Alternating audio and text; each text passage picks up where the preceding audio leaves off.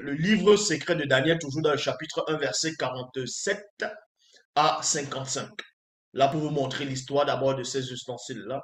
Donc, le livre secret de Daniel, chapitre 1, verset 47 à 55, il est dit ici. 2 ans après ces événements, dans l'année de mes 15 ans, donc c'est Mukaïsedi, celui qu'on va appeler Daniel dans les versions classiques, qui est en train de raconter l'histoire. Donc, 2 ans après ces événements, parce qu'il y a eu beaucoup d'événements qui se produisaient dans Babylone. Et quand il a eu ses 15 ans, on vous dit ici, dans l'année de mes 15 ans, plutôt dans l'année de ses 15 ans, il y eut un puissant guerrier.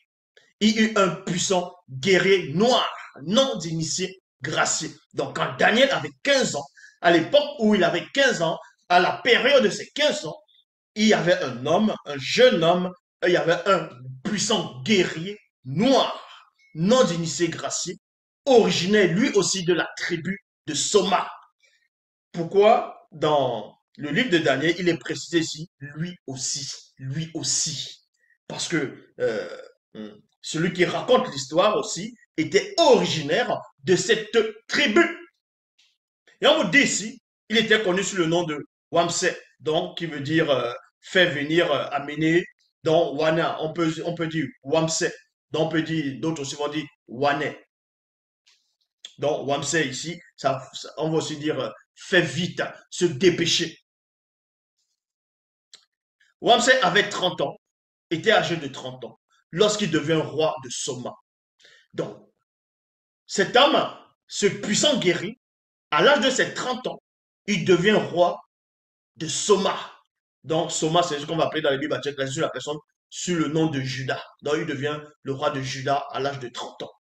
Il arriva que pendant la 3e année de son règne, Wamseh livra un terrible combat spirituel contre le plus puissant sorcier non initié de Djenné. Donc, le plus puissant sorcier non initié, Djenné. Djenné, c'est quoi? Djenné, c'est égyptien.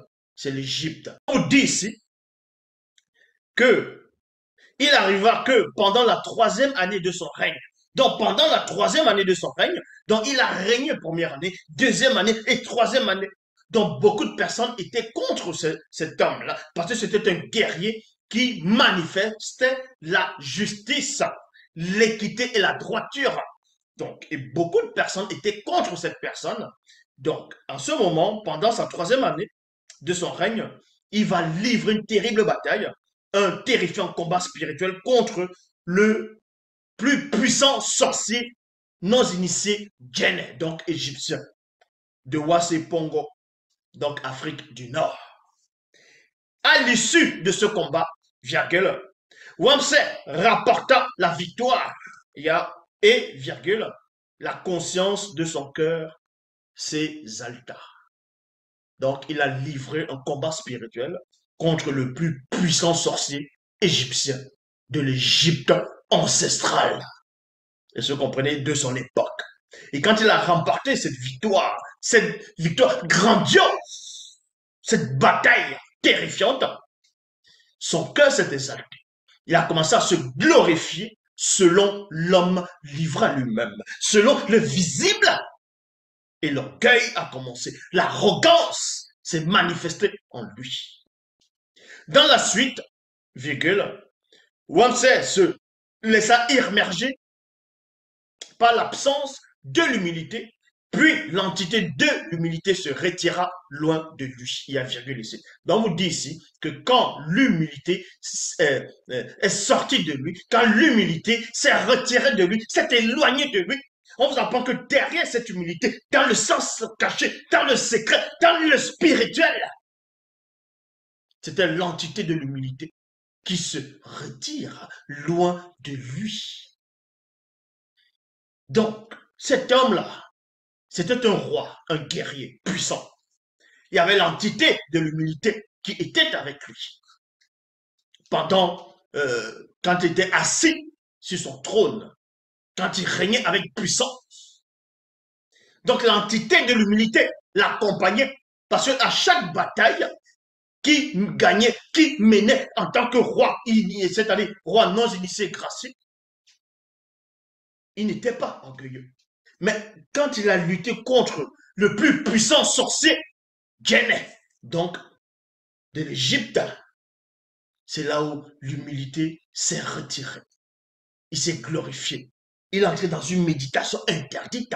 Il a ouvert une porte, il a ouvert une brèche, une fréquence qu'il ne devait pas capter. Et quand il a capté cette fréquence-là, l'humilité se retire. Et c'est là où on voit que l'entité de l'humilité se retire loin de lui. Et l'entité de l'orgueil lui résista. Ça veut dire que là maintenant, il devient orgueilleux. Et l'entité de l'orgueil vient et se met à résister à ce roi-là. Mais Moukaï s'est dit à cette époque, était un jeune homme, c'était un jeune homme. Il fut alors sous l'influence de plusieurs démons religieux de haut rang, parce qu'il pénétra lui aussi. Oui, parce que dans les temps d'autrefois, il y a plusieurs qui ont pénétré ces portes-là. Lui aussi, ce qui ne devait point pénétrer. Et durant cette période, Moutatedi fit grâce à Wamset. Moutatedi, c'est qui? C'est l'entité qui guide et qui intronise les initiés. Donc, c'était une époque où il y avait continuellement des combats spirituels. Il y avait des initiés. Il y avait des sorciers, des enchanteurs, des nécromanciens. Il y avait des gens qui pratiquaient des sciences occultes. Donc, cette époque était vraiment redoutable. Et c'est là où Moutatedi va intervenir. Que tout maintenant va prendre son sens. Parce que les auteurs des Bibles actuelles classiques n'ont pas pu relater ce récit pénétrant. On nous dit ici, et durant cette période, Moutatedi fit grâce à Wamset. Et Mundima Bekor qui se dit, suscita le puissant roi initié de Djombela Mundi, Babylone, virgule, Ekoto qui veut dire la couronne. D'autres peuvent dire le chapeau, mais ici c'est la couronne. Nebuchadnezzar, Nebuchadnezzar, Nebuchadnezzar, donc le roi Ekoto. Et à cette période, le roi Ekoto lui régnait dans la Babylone antique, sur tous les magiciens, sur tous les démons, sur toute puissance, parce qu'il était un initié en chef. Il avait un pouvoir terrifiant, un pouvoir divin, voyez, qui lui avait été confié. C'est là où Mundima Bekor qui va susciter le roi Ekoto pour aller délivrer son frère. C'est son frère de race. Wamset pour aller le délivrer de ces démons religieux de haut rang, de la puissance occulte. Donc il fallait quelqu'un qui vient d'un endroit où la haute magie dans les plus hautes fréquences se produit. Quelqu'un qui va régner là-bas pour venir déloger, extirper ces démons qui contrôlaient Wamset. Et c'est Mundima Bekor qui se dit donc l'entité des châtiments en charge du domaine de la nature qui va le susciter. Qui, à son tour, vint spirituellement assiéger les démons qui contrôlaient Wamset à Longanapi, donc Jérusalem. Vous voyez cela même dans la Bible, dans Daniel chapitre 1, verset 1. C'est que le roi Ekoto, donc Nebuchadnezzar, a été suscité par Mundima Bekor qui s'était pour aller délivrer son frère de race. Donc le roi Ekoto, vu que c'est un expert dans le combat spirituel, il va spirituellement assiéger ces démons, tous les démons qui contrôlaient Wamset à Longanapi. Et dans la suite, on vous dit ici, Mundima Bekor qui se délivra alors les démons qui contrôlaient Wamset au pouvoir du roi Ekoto.